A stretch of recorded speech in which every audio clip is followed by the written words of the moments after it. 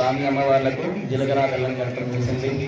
ఇప్పుడు అమ్మవార్లకు పెట్టేటువంటి మంగళ్యాలకు పూజ జరుగుతుందండి, కుంకుమార్చన జరుగుతుంది. సుమంగళీయ వ్రతులందరూ కూడాను ఆ మహాసాధ్యమైనటువంటి దేవేరులను ఈసారి మసావాచ మీకు సర్వ సౌభాగ్యాలు కలుగజేయాలని చెప్పి, సుమంగళి సౌభాగ్యాన్ని కలుగజేయాలని చెప్పి, బిడ్డలకు మంచి ఆయుష్ ఆరోగ్యం కావాలి, మీ కుటుంబం అంతా సుభిక్షంగా క్షేమంగా ఉండాలని చెప్పి మనసులో ప్రార్థన చేసుకోండి. వివాహం కాని వాళ్ళు ఎవరైతే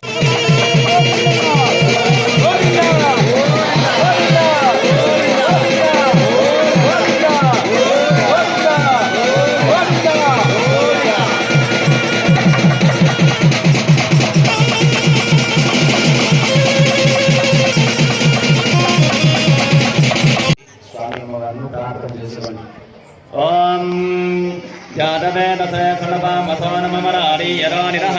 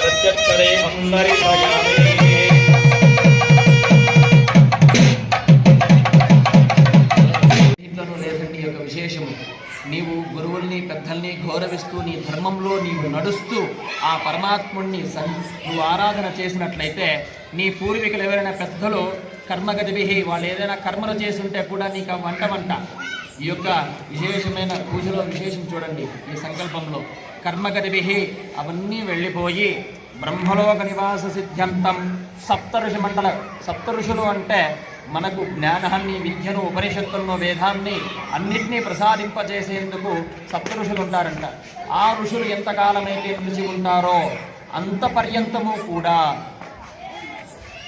కృత ఆశీర్వ సహస్రావనే ఏకైక బాలుగా అపకర్షణ శాశ్వత సంమిత కాలే చెప్పండి మమ బ్రహ్మలోక నివాస సిద్ధ్యర్థం.